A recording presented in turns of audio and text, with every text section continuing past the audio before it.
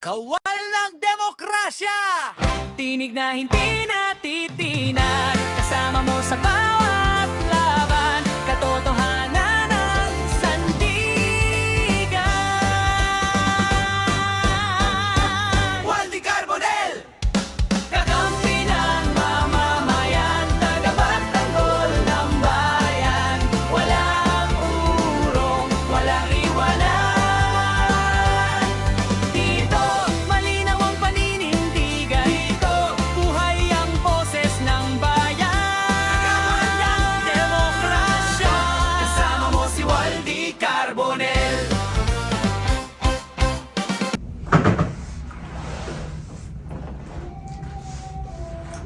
Isang magpalayang araw po sa ating lahat mga kaibigan. Ito po ang Kawal ng Demokrasya, Waldy Carbonell. Alam po ninyo, hindi ko pa rin napipigilan ang di mapangiti sa ting naririnig ko yung ginawa po ng mga kabataan dyan sa Kolehiyo San Agustin na paghahanda nila ng isang creation nila, mga creator, music creator, ng aking pong opening billboard, yung pong pangunang pagpapakilala bago po ako magsalita. Kawal ng demokrasya, tanjeng-jeng-jeng, hindi ko alam kung tanjeng-jeng-jeng yan. Ganun pa man, muli magpapasalamat po tayo sapagkat yan po ay kusang loob nila, mga taga-Rada Street, Makati City. Doon po yata ginawa yan sa isang sala ng kanilang magulang.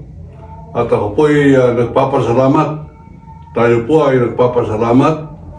Kung meron po yung isa dyan na masyado raw pong nakikiisa ang kanyang magulang sa akin, tawagan po ninyo ako. Ito po ang aking telephone number. Para sa ganun, malaman ko kung pwede ko kayong pasalamatan sa area or not, or hindi. Yung po bang ang tawag yata ng ibang vloggers dyan ay shout out. Hindi ko po galing mag-shout out, pero pagka i-link po ninyo, tawagan ninyo ako, i-text ninyo ako, gagawin ko po. Pero nakasanayan ko na po na bigyan ng confidentiality ang mga supporters po natin. Ganun pa man, kahit na hindi ko supporter, ako po ay nagbibigay po ng anunsyo na kung sino ang hindi sumasang-ayon sa akin, libre din po ninyo akong tawagan, libre kayo makipagdebate sa akin kahit sa telepono, o kung saan coffee shop tayo pwede magkita, o kung saan kanto ninyo ako gustong debatihin. Papatulang ko po kayo. Tayo po hindi mapagmalaki. Ultimong karpintero, pagka hindi po sumasang-ayon sa akin at gusto kong hamunin, papatulang ko po yan, hindi ko po mamaliitin. Kung gusto niyo makipagdebate, papagbigyan ko pa rin kayo. Kaya yung akin po mga anunsyo ay walang paligoy-ligoy. Lahat na nagtatanggol kay Duterte ay mga idiot. O yan. Kung hindi po kayo sumasang-ayon, sige. Nagdideklara nga ako ng civil war sa lahat ng sumasang-ayon kay Duterte. Kanina, habang ako po ay nagdadrive, dahan-dahan po tayo nagdadrive kasi medyo mahal na po gasolina ngayon. Pinamahal ng Amerikano sa kanilang galing sa isang Islamic country na ang pangalan ay Iraq, Iran. Si Trump lang. Abay, buong mundo nadamay. At ito, nagbabanta ang China laban naman sa Taiwan. Pag nangyari po yan, yung paghihirap natin Pilipino ngayon, madodoble. Ganun pa man, tayo po ay nakahanda sa anumang laban. Ang Pilipino, after all, is a born survivor.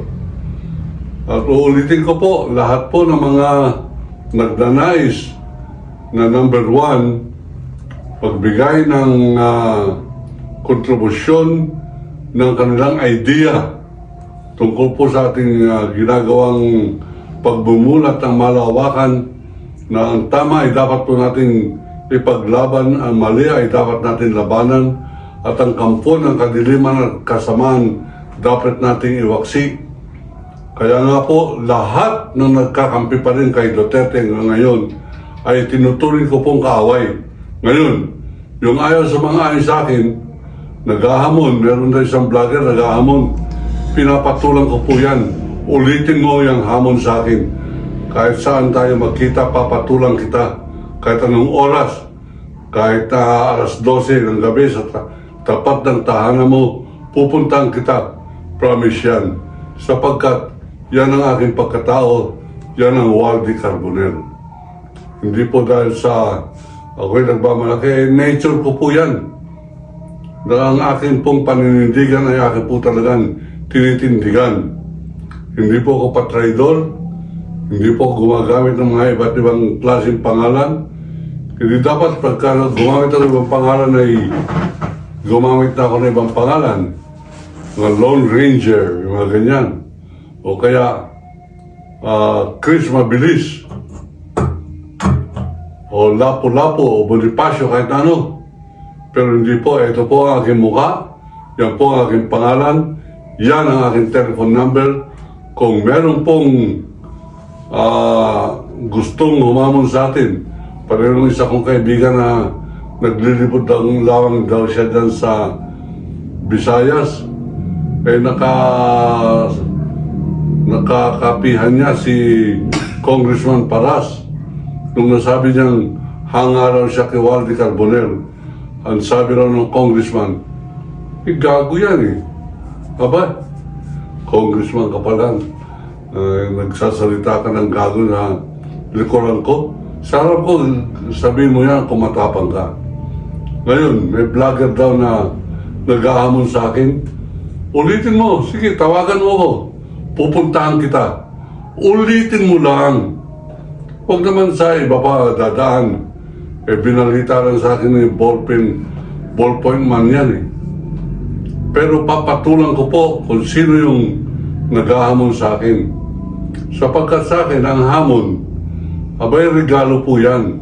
Yung kaibigan ko si Percy Lapid, hindi na siya hinamon, patraidor siyang binaril. Sa akin ang hamon, pantay na laban. Ibig sabihin, may pagkakataon akong kalbuhin ka kung sino ka. Bata ka man, matanda ka, mataba ka, macho ka. At ang iyong issue ay dahil sa matanda ako. Hindi magkasubukan tayo. At kung ikaw ay nalalakihan sa akin sapagkat 6-footer tayo, matangkad, tall, dark, and hansama ng kuminsan ng timpla. Tall, dark, and hansama ng loob sa'yo. Abay, papatulang kita ngayon. Pag inakala mong unano ka, malit ka, 5-footer ka lang yata, kahit na ikaw ay kamukha pa ni Kiko Barsaga, papatulang kita kahit na Kiko Barsaga pa, kahit na ikaw ay libiste na nais na maging senador, kaya lang gugulo, papatulang ko kung sino man ang mag-ahamon sa akin. Hinamon na ako dati ni Duterte, pinatulang ko, hindi sumipot.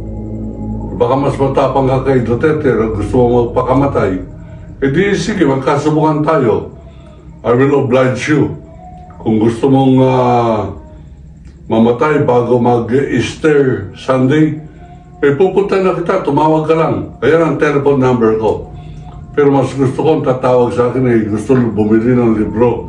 Sapagkat pag na-deliver na sa inyong libro, magbabayad kayo sa GCash ng 1,000 pesos, eh magkakapera po tayo pang gasolina. Ang mahal na ng gasolina ngayon eh. Maglilibot pa naman tayo para pakalatin ang gusto ang kawal ng demokrasya na lalaban. Kawal kontra China, mga kaibigan.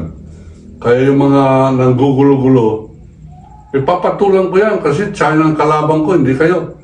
Tatagpasin ko na lamang kayo. Baka hindi ko na kayo gamitan ng aking lisensyadong barila. Ito na lamang dadalhin ko. Kung sino man yung vlogger na, baka tuliin ko pa.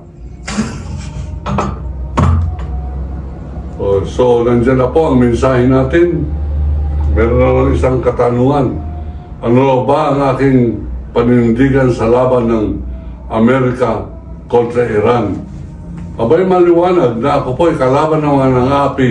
Ang nangapi rito ay Amerika, nangapi rito ay Israel, laban sa isang Islamic country. Trump lang. Kaya si Trump, mga kaibigan, ay lumalaban ng gusto, kinakalaban ng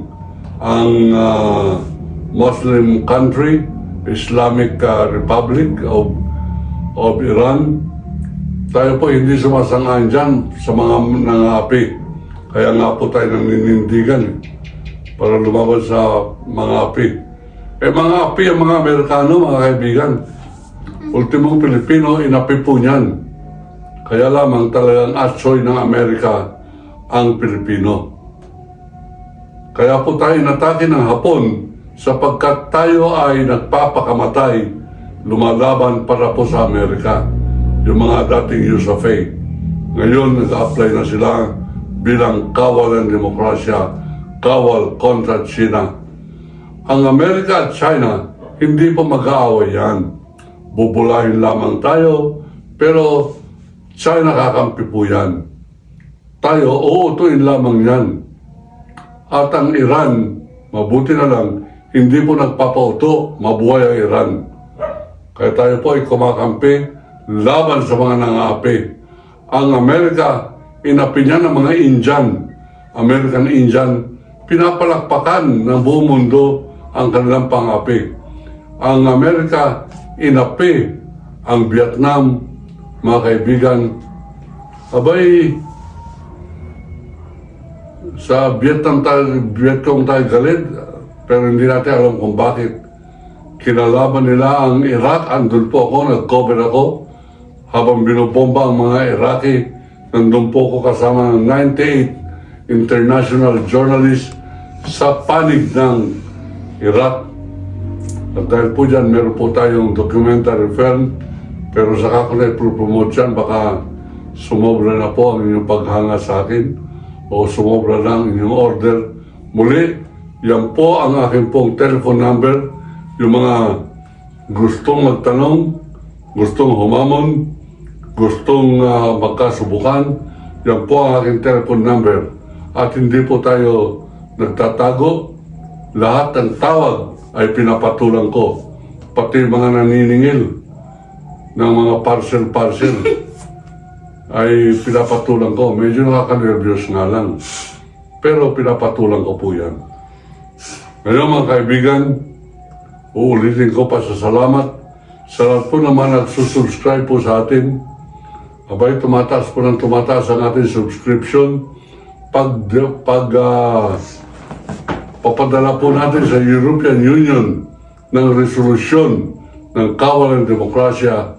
Abay, sana mas marami po tayo kaysa 123,787. Hanggang ngayon, nandun pa po tayo sa 287. 123,000 subscribers, 287. Ngayon, pag gusto po ninyo sumuporta upang mapadami ang ating subscriber, sapagkat pag nagpadala po tayo sa United Nations ng resolution, ang unang resolution na papadala po natin bago po mag-May 11, resolution invoking the decision of the Permanent Court of Arbitration is stating that China has no authority to issue 9-dash line and the Philippines is really for the Filipinos. Yun po ating resolution. Papakinggan po nila yan pag nakitang, wow, may 500,000 subscribers to. Pero sa Mayo pa po yan. Sa ngayon, 123,000 pa lang. Magtulungan po tayo. Thank you very much. At bumili po kayo ng libro. Mas lalong thank you po. Tawagan lamang ninyo, okay? Text po ninyo ang inyong pangalan at saka full delivery address. Pag natanggap na ninyo yung libro, thank you. Saka lamang kayo magpapadala ng GCash 1,000 pesos. Covered na po lahat, pati shipping. At kung namamahalan po kayo, sabi nga nung isang dating commissioner ng MTC, si Commissioner Lingoy Alcoas, sabi niya, mura na yan, buwis buhay yan eh. Pero hindi po yan ang dahilan para tayo po ay magkaliig. Ang una pong konsiderasyon natin ay nagkakapareho po ang ating paniniwala ng Pilipinas ay para sa mga Pilipino at ang mga China, mga insik, komunistang insik, ay wala pong dahilan para tayo kopkopin. Ako po si Waldy Carbonell, ito po ang aking pagmumuka, yan po ang telephone number, hintayin ko po ang tawag, hintayin ko ang hamon, hintayin ko rin ang inyong suporta. Muli, sasabihin ko po kung sino ako. Ako ang kawal ng demokrasya nagsasabing iniibig ko ang Pilipinas.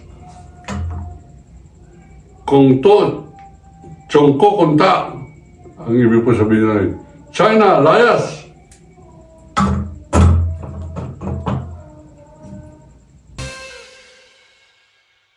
Sa bawat tanong, may katotohanan. Sa bawat laban, may kakampi ka. Kawal ng demokrasya! Tinig na hindi natitinag, kasama mo sa bawat laban.